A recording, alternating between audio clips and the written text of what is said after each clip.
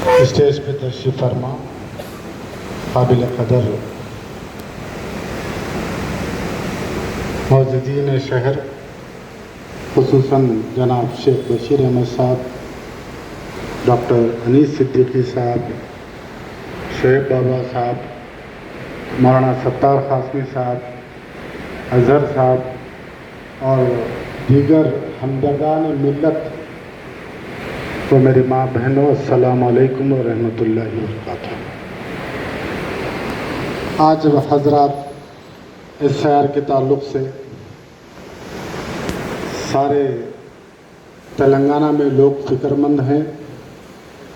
आप हज़रात टीवी पे और अखबारों में देख रहे हैं, जैसा कि हर पार्टी मजलिस इत्तेहादुल मुस्लिमीन खुद असदुद्दीन ओवैसी साहब निकलकर गली गली माइक लेकर लोगों को उजागर कर रहे हैं।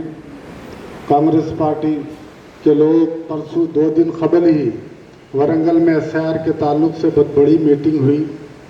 उसके बावजूद भी हमको फ़िक्र करने की ज़रूरत है। आज यहाँ जितने लोग जमा हैं, कोई अपने खातिर नहीं, सिर्फ़ और सिर्फ कौम और मिल्लत की फलाह के लिए, बहबूदी के लिए जमा है। मैं 2-3 मिनट ही लूँगा, लेकिन मैं आपके सामने ऐसी बात रखूँगा जो आपको समझ में आए। कुछ रोज़ कबल डॉक्टर अनीस सिद्दीकी साहब, मुदस्सिर साहब, पिछले 1 महीने से अबू बकर साहब इस चीज़ पे गुफ्तगू हो रही है कि हमारे पास जो लोग पढ़े लिखे नहीं हैं, जिनके पास दस्तावेज़ात नहीं हैं, उनकी मदद किस तरीके से की जाए। आप हजरात को यकीन नहीं होगा, मेरे पास हर 2 दिन में 2-4 लोग आ रहे हैं उनके वालिदैन की डेथ सर्टिफिकेट के लिए। यानी क्यों? बोले आपके पास दफन है, हमें बरियल ग्राउंड डेथ सर्टिफिकेट चाहिए। वो बेचारों को तो ये तक नहीं मालूम है कि डेथ सर्टिफिकेट लेने से उनका काम नहीं होगा। तो हमको मैसेज उन तक पहुंचाना है। हम आने वाली हमारी नस्ल का तहफ़्फ़ुज़ करना है, हमको हमारी कौम का तहफ़्फ़ुज़ करना है। मोदी जी की चालाकी देखिए आप, एसआईआर आया तो सारे इंडिया में एक मरतबा कर सकते थे, लेकिन उन्होंने वैसा नहीं किया। बंगाल में इलेक्शन है, वहाँ पहले करा दिया। चेन्नई में इलेक्शन है, वहाँ पहले करा दिया। ममता बनर्जी को संभलने नहीं दिए, स्टालिन को संभलने नहीं दिए। ममता बनर्जी के पास ऐसे हलकों में वोट काटा गया जहाँ पर माइनॉरिटीज़ की मेजॉरिटी ज़्यादा थी। खुद ममता बनर्जी के हलके में 60,000 वोट की कटिंग हुई, वो 10,000 वोट से हारी। उसके अंदर 30,000 से ज़ायद मुसलमानों के वोट थे।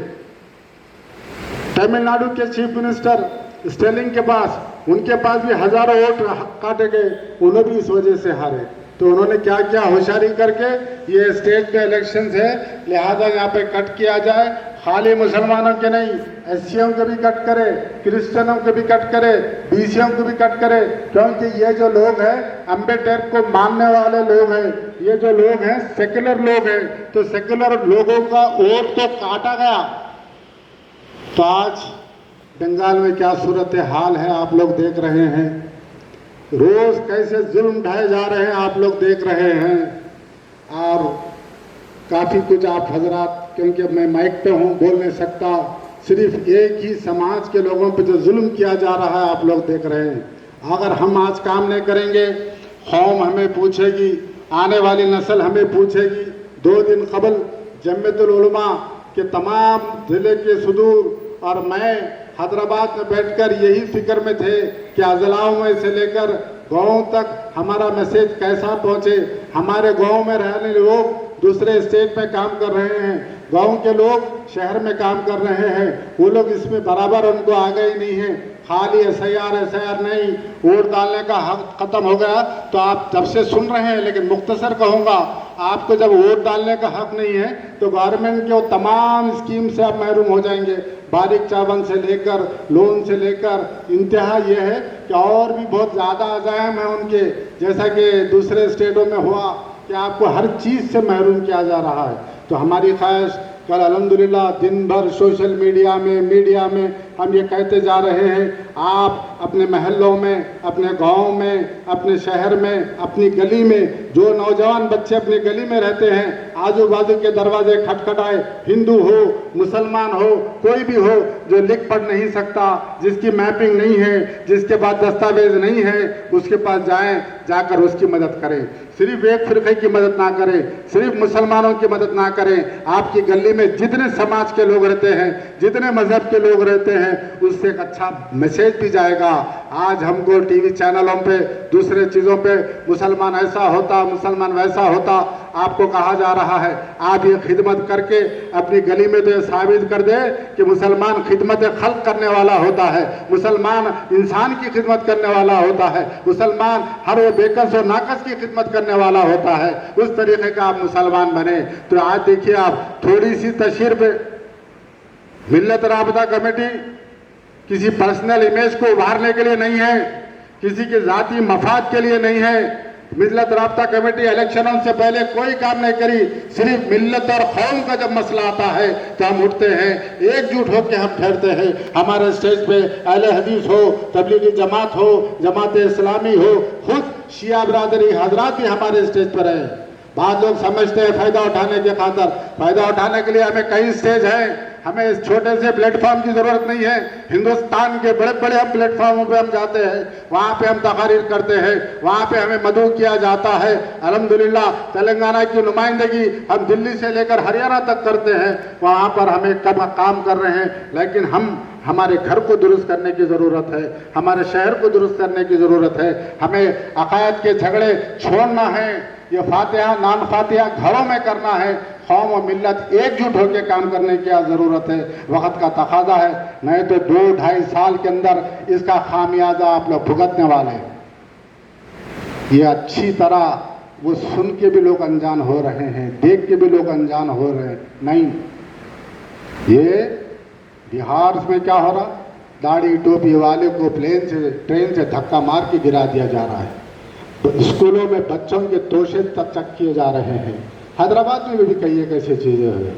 हम जमहूरियत है हिंदुस्तान, जमहूरियत में हमारा हक क्या है, हम कैसा लड़ सकते हैं?